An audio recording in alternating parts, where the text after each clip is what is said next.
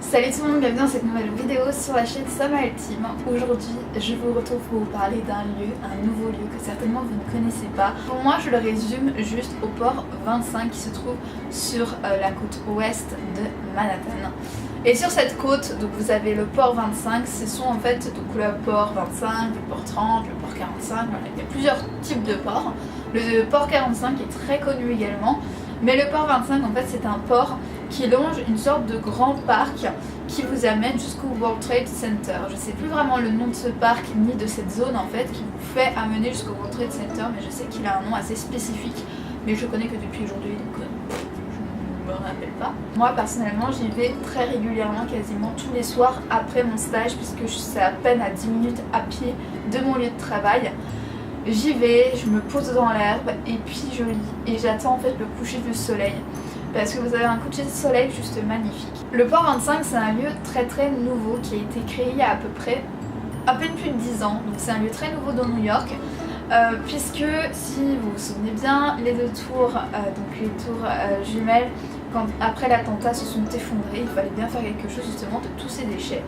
Et donc New York a décidé de reprendre ces déchets là et d'en créer justement le port 25 avec ce parc et des bâtiments. Donc ce sont des bâtiments orange que je vous ai pris en photo il y a pas très longtemps et que j'ai mis sur Instagram. Quand vous allez sur cet endroit là, vous avez évidemment le parc, vous avez les bâtiments, mais sur le port 25 vous avez également des terrains de volley. Vous pouvez même voir des concours, des sortes de compétitions de volleyball. Vous avez également plein de matchs de hand, enfin des choses juste magnifiques. Et je crois que du début du parc jusqu'au mémorial, vous devez avoir à peine 10 minutes à pied. Moi c'est vrai que des fois je fais la marche pour aller au mémorial et c'est vraiment un endroit juste sublime. Donc n'hésitez pas à y aller. Ensuite, bien évidemment, je vais vous parler du livre auquel je voudrais relier. Donc quand j'ai choisi ce livre, je ne connaissais pas forcément l'histoire de ce parc et de ce port, mais je voulais quand même vous en parler et je pense quand même que c'est un livre qui correspond assez bien à ce type de lieu. Ça s'appelle Le pêcheur et son âme d'Oscar Wilde. C'est un recueil de nouvelles. Vous avez évidemment Le pêcheur et son âme, vous en avez d'autres. Et donc c'est un livre que j'ai lu il y a de cela quelques mois et que j'avais énormément apprécié puisqu'on m'a parlé de quelque chose qui se passe justement au bord de l'eau, donc au bord de la rivière qui longe justement ce port. C'est pour ça que je l'ai choisi.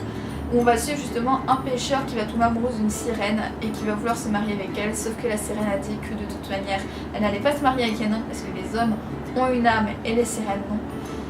Et donc ce que va faire le pêcheur, c'est qu'il va se débarrasser de son âme qui est son ombre.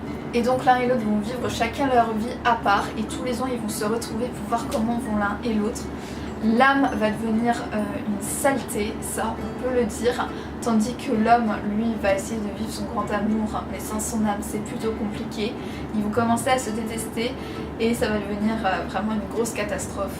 Donc vraiment je vous conseille de lire ce recueil, ça se lit en très peu de temps, je crois qu'en 2 heures je l'avais déjà fini. C'est un recueil vraiment magnifique. Et alors la plume d'Oscar Wilde, est-ce qu'on en parle s'il vous plaît? Et bien évidemment avant de vous laisser, j'aimerais vous partager de la musique. Alors c'est pas grand chose par rapport au dernier bonus que je vous ai fait partager parce qu'il y avait forcément des films, il y avait plein d'autres choses. Aujourd'hui j'aimerais juste vous faire partager une chaîne YouTube qui s'appelle Majestic. Certainement vous connaissez parce que c'est quand même très connu dans le monde entier. Et donc ce sont des sortes de musique remixées dans l'esprit très détente, lâcher prise. Et c'est vraiment une sorte de musique d'ambiance. Et moi j'adore écouter Majestic parce que c'est ce qui me permet des fois de me détendre et puis de marcher avec une certaine ambiance que j'apprécie. Alors je peux pas lire avec de la musique, mais je pense que si je pourrais, j'écouterais Majestic pendant que je lis. Donc voilà, j'espère juste que vous apprécierez Majestic. Je pense vous mettre quelques musiques en barre d'infos si ça vous tente.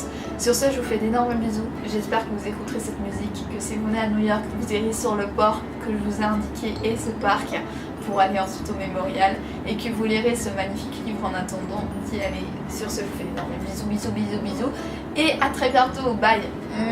Mouah.